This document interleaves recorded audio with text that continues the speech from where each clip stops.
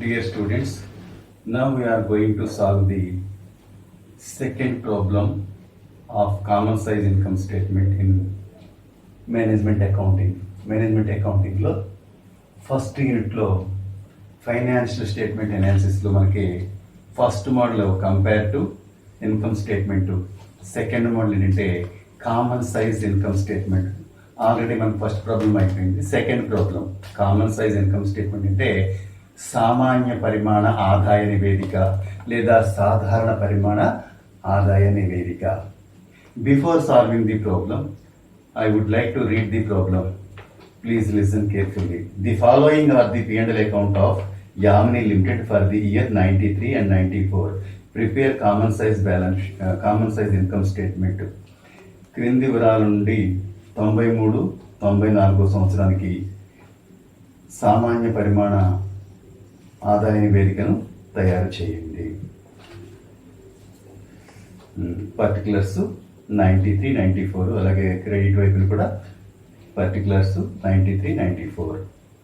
First to opening stock, to ప్రారంభ సరుకు 85,000 2 lakhs. To purchases కొనుగోళ్లు 5 lakhs 5,50,000. To wages 60,000 80,000. To salaries జీతాలు 42,000 64,000. To rent and taxes 35,000 40,000. To depreciation తరుగుదల 40,000 60,000. To selling expenses అమ్మకం ఖర్చులు 12,000 12,000. To discount allowed, ఇచ్చిన discount 5,000 7,000. To plant అమ్మకంపై నష్టం, to loss on sale of plant dash 8,000. To interest paid, చెల్లించిన వడ్డీ 12,000 14,000. Net profit 4,26,000 4,12,000. టోటల్ ఏమో 12,17,000 14,47,000. ఇప్పుడు క్రెడిట్లోకి వద్దాం. బై సేల్స్ అమ్మకాలు 10 lakhs 12 lakhs. By closing stocks 2 lakh 2,65,000. By income from investments పెట్టుబడి నుండి ఆదాయం 12,000 15,000. బై డివిడెండ్ రిసీవ్డ్ వసూలైన డివిడెండ్లు 5,000 7,000. అంటే ఎప్పటిలాగే 12,17,000 టోటల్ 14,47,000 టోటల్ అనమాట. ఇప్పుడు మనం before solving the problem we would like to do working notes. మనం ముందు ఏం చేయాలంటే వర్కింగ్ నోట్స్ చేసుకోవాలి.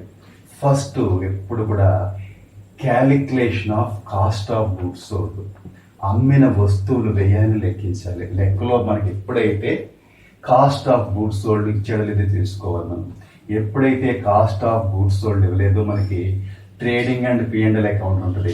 అందులో మనకి ట్రేడింగ్ అకౌంట్లో డెబిట్ సైడ్ వేసే ఐటమ్స్ ఏముంటాయి, మనకి opening stock, purchases, wages, manufacturing expenses, carriage inwards అంటే ప్రారంభ సరుకు, కొనుగోళ్లు, వేతనాలు, ఉత్పత్తి ఖర్చులు, కొనుగోలు రవాణా, అట్లాంటి ఎక్స్పెన్సెస్ అన్నీ ఉంటాయి. అందులో మనకి గ్రాస్ ప్రాఫిట్ మినహా డెబిట్ వైపున ట్రేడింగ్ అకౌంట్లో గ్రాస్ ప్రాఫిట్ మినహా మిగతా అంశాలన్నీ కలుపుకోవాలన్నమాట. అందులో మనకి ఈ ప్రాబ్లంలో అయితే కనుక ఓపెనింగ్ స్టాక్ 93లో 85,000, 94లో 2 lakhs ఇచ్చాడు. అలాగే పర్చేజెస్ కొనుగోళ్లు 5 lakhs 5,50,000. వేజెస్ వేతనాలు 60,000 80,000 ఇచ్చాడు. అప్పుడు వీటిని టోటల్ చేస్తాం. ఇది 6,45,000, ఇదేమో 8,30,000 వచ్చింది. అందులోంచి లెస్ క్లోజింగ్ స్టాక్ ముగింపు సరుకు 2 lakhs 2,25,000 డెడిక్ట్ చేయండి. ఆ రిజల్టెంట్ ఫిగర్ ఏంటంటే మనకి కాస్ట్ ఆఫ్ గూడ్స్ సోల్డ్ లేదా COGS అంటాం సింపుల్గా.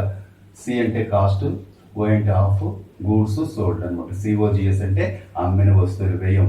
4,45,000 ఏమో 93లో, 94లో 6,05,000 అనమాట. ఫస్ట్ ఇప్పుడు కూడా మనం కాస్ట్ ఆఫ్ గూడ్స్ సోల్డ్ లెక్కలో ఇవ్వకపోతే మనం ఏం చేయాలంటే ముందు కాస్ట్ ఆఫ్ గూడ్స్ సోల్డ్ని ఫైండ్ అవుట్ చేయాలి. సెకండ్ వన్ ఏం చేయాలంటే ఆపరేటింగ్ ఎక్స్పెన్సెస్ అంటే నిర్వహణ వ్యయాలు లేదా నిర్వహణ ఖర్చును లెక్కించాలి. అందులోకి ఏమొస్తాయంటే P&L అకౌంట్లో డెబిట్ సైడ్ శాలరీస్ ఇచ్చాడు మనకి 42,000 64,000. అలాగే రెంట్ అండ్ ట్యాక్సెస్ అద్దె పనులు 35,000 40,000. డిప్రియేషన్ తరుగుదల 40,000 60,000 ఇచ్చాడు. అలాగే సెల్లింగ్ ఎక్స్పెన్సెస్ అమ్మకం ఖర్చులు 12,000 12,000. డిస్కౌంట్ అలౌడ్, ఇచ్చిన డిస్కౌంట్ 5,000 7,000 ఇచ్చాడు. టోటల్ 1,34,000 1,83,000. అంటే మొత్తం నిర్వహణ ఖర్చులు అంటే మొత్తం టోటల్ ఆపరేటింగ్ ఎక్స్పెన్సెస్ ఎంత అంటే 93లో 1,34,000, 94లో 1,83,000. అంటే ఈ లెక్కలో మనకి ఆపరేటింగ్ ఇన్కమ్ ఇవ్వలేదు. ఆపరేటింగ్ ఇన్కమ్ అంటే rent received, commission received, discount received అలాంటి ఏమన్నా ఉన్నట్టయితే వస్తాయి అనమాట. అవి ఏమీ లేవు లెక్కలో. Rent received, commission received, next ఏంటంటే డిస్కౌంట్ రిసీవ్డ్. ఈ మూడింటిని మనం ఏమంటామంటే ఆపరేటింగ్ ఇన్కమ్స్, నిర్వహణ ఆదాయాలు అంటాం. ఈ ప్రాబ్లంలో నిర్వహణ ఆదాయాలు లేవు కాబట్టి మనం కంప్లీట్ చేయలేదు. ఇప్పుడు థర్డ్ పాయింట్ ఏంటంటే మనకి non operating expenses. Calculation of non operating expenses అంటే నిర్వహణేతర ఖర్చులను లెక్కించడం. ఇందులోకి ఏమొస్తాయంటే loss on sale of plant అమ్మకంపై నష్టం 93లో లేదు, 94లో 80,000 ఇచ్చాడు. అలాగే ఇంట్రెస్ట్ పెయిడ్, చెల్లించిన వడ్డీ. ఇందులో ఈ రెండు ఐటమ్సే వస్తాయి ఇప్పుడు కూడా. Loss on sale of plant అవ్వచ్చు, బిల్డింగ్ అవ్వచ్చు, loss on sale of furniture కావచ్చు, loss on sale of machinery కావచ్చు. అలాగే రెండోది ఏంటంటే ఇంట్రెస్ట్ పెయిడ్ 12,000, 14,000 ఇచ్చాడు. టోటల్ చేస్తే 12,000, 22,000 అయింది. ఇవి నాన్ ఆపరేటింగ్ ఎక్స్పెన్సెస్, నిర్వహణేతర ఖర్చులు, నిర్వహణకు సంబంధం లేని ఖర్చులు అనమాట. ఇంకా ఫోర్త్ వన్ అంటే non operating incomes. Computation of non operating incomes అంటే నిర్వహణ ఆదాయాలను లెక్కించడం. అలాగే 93లోను 94లోను. అందులో ఏమన్నాయంటే ఇన్కమ్ ఫ్రమ్ ఇన్వెస్ట్మెంట్స్, పెట్టుబడి నుండి ఆదాయం 12,000, 15,000 ఇచ్చాడు. అలాగే డివిడెండ్ రిసీవ్డ్, వసూలైన డివిడెండ్ ఉంటే అవి వేసుకుంటాం. బ్యాంక్ డిపాజిట్లపై వడ్డీ ఉంటే అది వేసుకుంటాం. అలాగే ఫిక్స్డ్ డిపాజిట్ల మీద వడ్డీ ఉన్నట్టయితే అది, పెట్టుబడి మీద వడ్డీ అలాంటివి ఏమైనా ఉన్నట్టయితే మనకి నాన్ ఆపరేటింగ్ ఇన్కమ్స్ అవుతాయి. వాటిని క్యాలిక్యులేట్ చేస్తే మనకి కంప్యూట్ చేస్తే లేదా మనం రెండింటిని యాడ్ చేస్తే ఇది 17,000, ఇదేమో 22,000 వచ్చిందనమాట. ఇప్పుడు మనకి మొత్తం వర్కింగ్ నోట్స్ కంప్లీట్ అయిపోయింది. ఇప్పుడు మనం స్టేట్మెంట్ని తీసుకోవాలి. Common size income statement for the years 93 and 94. సామాన్య పరిమాణ ఆదాయ నివేదిక లేదా సాధారణ పరిమాణ లేదా సమపరిమాణ ఆదాయ నివేదిక అని తెలుగులో అంటాం. ఇప్పుడు ఎప్పట్లాగే కాలమ్స్ మామూలే. పర్టికులర్స్ 93, దానికి సంబంధించిన పర్సంటేజ్, 94 దానికి సంబంధించిన పర్సంటేజ్. ఫస్ట్ ఎప్పట్లాగే నెట్ సేల్స్ ఆర్ సేల్స్ నుంచి ప్రాబ్లమ్ స్టార్ట్ చేస్తాం. నెట్ సేల్స్ లేదా సేల్స్. ఈ లెక్కలో మనకు సేల్స్ అని చెప్పాడు కాబట్టి అమ్మకాలని రాసి 93లో 10 lakhs, 94లో 12 lakhs ఇచ్చాడు. అవి వేసుకుంటాం. Less cost of goods sold, అమ్మిన వస్తువులు పోయి మనం క్యాలిక్యులేషన్ చేసాం వర్కింగ్ నోట్స్లో. 4,45,000, 6,05,000 వచ్చింది. ఇందులోంచి మనం సేల్స్లోంచి కాస్ట్ ఆఫ్ గుడ్స్ సోల్డ్ని డిడక్ట్ చేసుకుంటాం. అలాగే 12 lakhs లోంచి 6,05,000 డిడక్ట్ చేస్తే మనకి గ్రాస్ ప్రాఫిట్ వస్తుంది. అది 5,55,000, 5,95,000 వచ్చింది. పర్సంటేజెస్ కాలం మనం లాస్ట్లో చేస్తాం. ఇప్పుడు లెస్ ఆపరేటింగ్ ఎక్స్పెన్సెస్, దాన్ని ఏమిటంటే నిర్వహణ ఖర్చులు బి. మనకి పైన వచ్చింది ఏంటి, గ్రాస్ ప్రాఫిట్ స్థూలాభం వచ్చింది మనకి ఏ అది. ఇప్పుడు దానిలోంచి ఆపరేటింగ్ ఎక్స్పెన్సెస్ లేదా నిర్వహణ ఖర్చులు బి డిడక్ట్ చేసుకుంటాం. 1,34,000, ఇదేమో 1,83,000. ఈ 5,55,000 లోంచి 1,34,000 డిడక్ట్ చేస్తే 4,21,000. అట్లాగే 5,95,000 నుంచి 1,83,000 డిడక్ట్ చేస్తే 4,12,000. దానికి మనం ఏమంటాం అంటే ఆపరేటింగ్ ప్రాఫిట్ లేదా నిర్వహణ లాభం అంటాం. ఏ మైనస్ బి అంటే మనకి ఏం చేస్తామంటే ఈ టోటల్ నుంచి డిడక్ట్ చేస్తే మనకి ఆపరేటింగ్ ప్రాఫిట్ లేదా నిర్వహణ లాభం 4,21,000, 4,12,000 వచ్చింది అనమాట. దానికి యాడ్ ఆపరేటింగ్ ఇన్కమ్స్, నిర్వహణ ఆదాయాలు ఉన్నట్టయితే యాడ్ చేసుకుంటాం. ఏం లేవు కాబట్టి మళ్ళీ టోటల్ చేస్తే సేమ్ ఫిగర్. దాన్ని ఏమంటామంటే నెట్ ఆపరేటింగ్ ప్రాఫిట్, నికర నిర్వహణ లాభం 4,21,000, 4,12,000. దానికి నాన్ ఆపరేటింగ్ ఎక్స్పెన్సెస్ ఉన్నట్టయితే డిడక్ట్ చేస్తాం. నిర్వహణేతర ఖర్చుల్ని 12,000, అలాగే ఇది 22,000 మనకు వర్కింగ్ నోట్లు చేసాం కాబట్టి అవి ఆ ఫిగర్స్ తీసుకుని ఇక్కడ వేసుకుంటాం. తీసుకుని 4,21,000 లోంచి 12,000 తీసేస్తే 4,09,000, 4,12,000 లోంచి 22,000 డిడక్ట్ చేస్తే 3,90,000.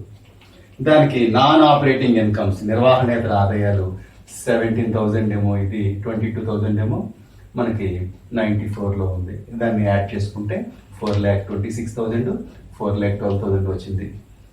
ఇప్పుడు దానికి మనం చేస్తామంటే దానిలోంచి ఇన్కమ్ ట్యాక్స్ లేదా ఆదాయ పన్ను ఉంటే డిడక్ట్ చేసుకుంటాం. ఈ లెక్కలో మనకి ఇన్కమ్ ట్యాక్స్ ఏమి ఇవ్వలేదు కాబట్టి ఏమి మనం డిడక్ట్ చేయట్లేదు. మళ్ళీ 4,26,000 అలాగే 4,12,000 వస్తుంది. ఇప్పుడు మనం ఏం చేయాలంటే పర్సంటేజెస్ని క్యాలిక్యులేట్ చేయాలి. Calculation of percentages.